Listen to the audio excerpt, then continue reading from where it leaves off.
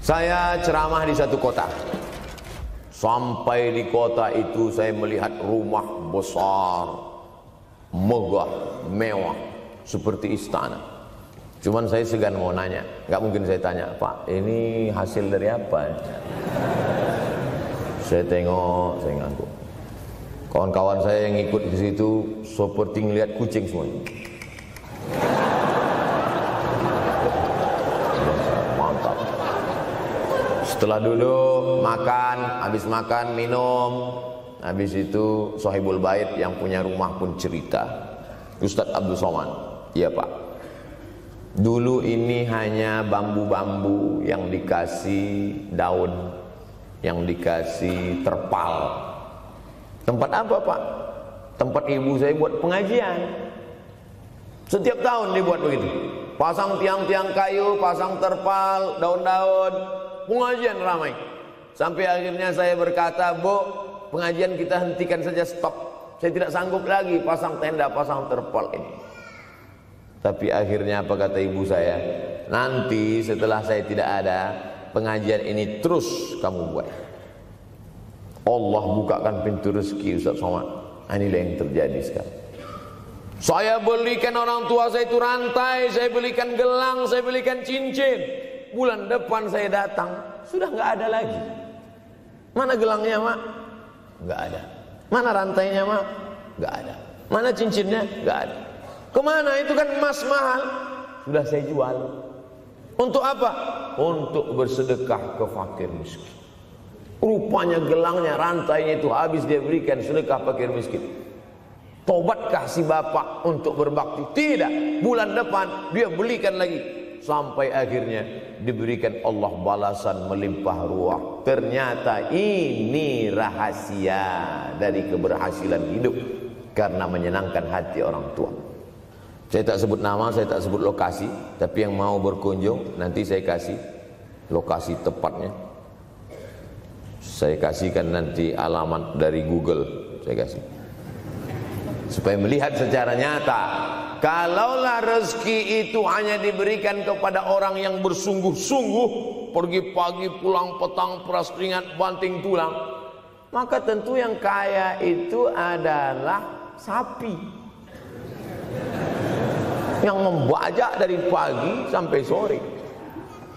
Kalaulah kekayaan keberhasilan itu diberikan yang paling pandai memanjat, maka tentu yang kaya itu monyet.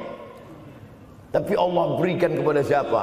Yang dia ridhai. Dan penyebab ridha Allah itu adalah karena orang tua yang senang hatinya.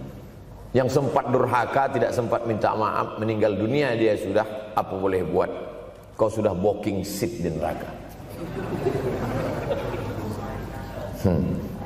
Yang sudah sempat durhaka, tidak sempat minta maaf, meninggal dunia gara-gara dia pecandu narkoba, pemabuk, pezina, mati. Orang tua dalam keadaan susah. Berapa kali saya ketemu ibu-ibu selesai pengajian, pergi saya ke tempat parkir, ibu tua 70 tahun menangis. Ibu nangis kenapa Bu? Anak saya Pak Ustadz. Kenapa dia? Disuruhnya saya jual tanah. Mama jual tanah. Untuk apa mama megang tanah? Udah tua aja pun jual. Mestinya anak itu yang menyenangkan hatinya di hari tuanya, bukan malah menyuruh jual tanahnya.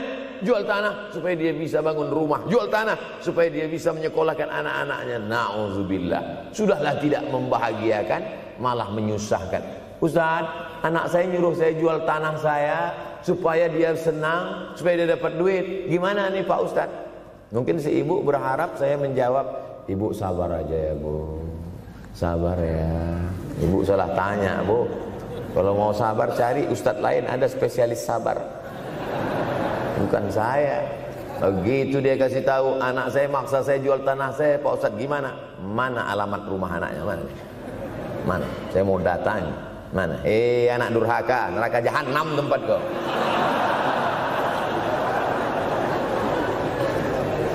Tak mau dia ngasih alamat. Rupanya dia takut nanti anak saya malah marah sama saya Pak Ustadz. Saya kasihan. Mudah-mudahan Allah berikan kekuatan pada ibu Tapi cerita ini bukan satu dua contoh kasus.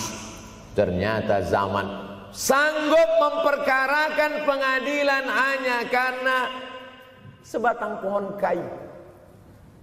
Atau cuma saya yang dapat berita aja? Adik-adik ada juga dapat kiriman itu? Sanggup memperkarakan sebatang pohon kayu.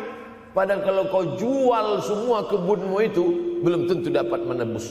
Datang seorang laki-laki mengadu kepada Nabi Muhammad SAW. Ya Rasulullah, ini bapak saya ini kurang ajar sekali. Bapaknya kurang ajar? Diambilnya harta saya ya Rasulullah. Gimana ini ya Rasulullah? Apa kata Rasulullah SAW? Anta wa maluka li abik. Anta sampai ke tempat kita jadi ente. Anta wa maluka, ente, harta ente, li abik, punya bapakmu. Jangankan hartamu yang di rumah itu, dirimu pun punya bapakmu. Nabi membela, seolah-olah Nabi berkata, apa yang diambil itu belum ada apa-apanya dibandingkan melepuh kulitnya untuk memberikan engkau sesuap makanan yang halalan thayyibah. Orang yang durhaka pada orang tuanya, insya Allah anaknya juga akan durhaka kepada dia. Oleh sebab itu maka jangan pernah durhaka. Kalau sempat durhaka lalu kemudian meninggal dunia dia Pak Ustadz, sudah meninggal pun tetap masih bisa berbakti. Pertama dengan doa, kedua dengan sodakoh. Kalau kebetulan rezeki banyak sodakoh. Kalau tidak ada rezeki melimpah, doa. Bangun malam, Rabbi firli wali walidayya warhamhuma kama Rabbi firli, ya Tuhanku ampunkan aku, wali walidayya, ibu dan ayahku, warhamhuma, sayangi mereka berdua, kama, sebagaimana Rabbayani shaghira, sebagaimana mereka mendidik aku. Coba kita lihat susunan kalimatnya, seperti ada kekeliruan kalimat. Na'udzubillah, mana mungkin kalimat Allah keliru. Allah ingin menegur kita, sayangi mereka sebagaimana mereka mendidik aku. Mestinya kalimatnya kan tidak begitu. Sayangi mereka sebagaimana mereka menyayangi aku. Tapi ternyata sayang belum tentu mendidik. Tapi mendidik pasti sayang. Karena bunyi kalimatnya, sebagaimana mereka mendidik aku. Jadi banyak juga anak-anak ini tidak sayang karena salah didik. Disangka sayang itu dengan ngasih motor, disangka sayang itu dengan ngasih gadget, disangka sayang itu dengan ngasih transfer uang yang berlebihan. Belum tentu sayang. Dulu ada insinyur arsitek yang membangun salah satu rumah keluarga saya. Kuliahnya di Jogja. Cerita dia, dulu saya kuliah di Jogja Ustadz Abdul Somad, insinyur. Terus teman kami sakit di kos-kosan. Kami bingung mau nelpon siapa. Akhirnya datang mobil mewah, parkir polisi, tentara, ramai. Barulah kami tahu rupanya dia anak menteri. Jadi sayang orang tua itu bukan mesti dibelikannya apartemen, dibelikannya mobil, belum tentu. Boleh jadi itu justru menjerumuskan anak. Diberikan apartemen, diberikan mobil mewah. Habis 2 bulan kena virus HIV AIDS. Tapi kalau dibuatnya kita jauh, saya yakin adik-adik kuliah di Universitas Ahmad Dahlan, ada yang dari timur Indonesia, ada yang dari Sumatera, lalu kemudian di tengah kesendirian, belum makan, uang kos belum bayar, transfer macet, datang setan berbisik, hei sebetulnya kau anak yatim piatu yang dibuang. Bukan. Orang tuamu bukan tidak sayang, dia hanya sedang ingin mendidik supaya engkau menjadi anak yang mandiri. Maka nanti kalau sedang duduk termenung gitu, tiba-tiba datang bisikan, pergilah cari jembatan, terjunlah. Maka saat itu katakan dalam hatimu, lawan, hei setan. Orang tuaku sayang kepadaku, dia hanya ingin supaya aku mandiri. Ada orang tua yang salah didik kepada anak-anak, sampai mengikat tali sepatu pun anak tidak pandai. Baru mau ngikat tali sepatu, udah diikatkan. Baru mau makan, sudah disuapkan. Akhirnya anak tidak punya keberanian untuk hidup. Harta dia punya, uang dia punya, materi dia ada. Satu yang dia tidak punya, tidak ada mental. Tapi anak-anak, adik-adik Universitas Ahmad Dahlan adalah orang yang punya keberanian untuk hidup. Betul?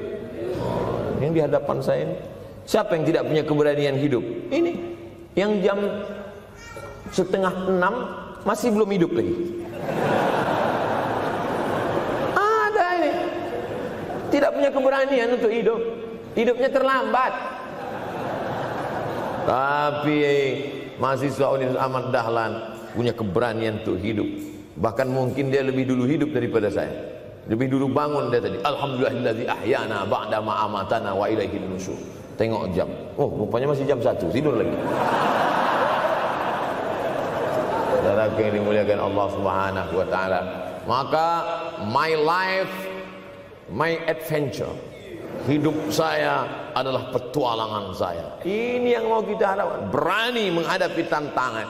Ada orang yang menganggap hidup ini ya simple-simple aja lah Pak Ustaz. Tapi ada orang ingin hidup ini penuh dengan perjuangan. Sama seperti makanan. Ada orang simple aja. Nasi, kecap, telur rebus. Dah cukup. Tapi ada orang mau ada goreng ayamnya, ada rendangnya, ada supnya, ada tom yamnya, ada lengkap semua. Begitu juga hidup ini. Ada orang yang simple aja.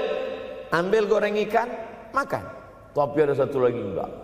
Pergi naik mobil sampai ke tepi hutan, naik motor.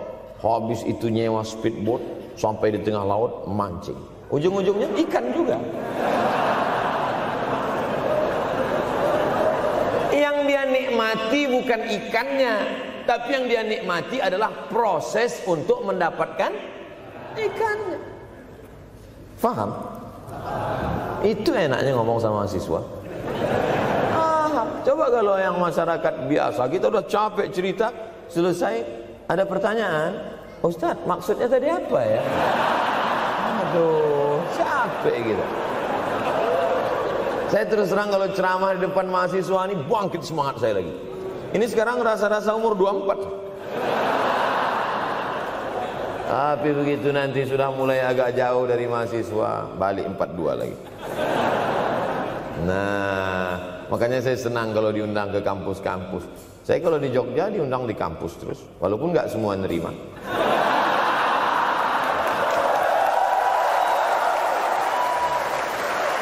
Saudara yang dimuliakan Allah Subhanahu wa taala, maka kita harus sering-sering bersama. Apa ini takbir?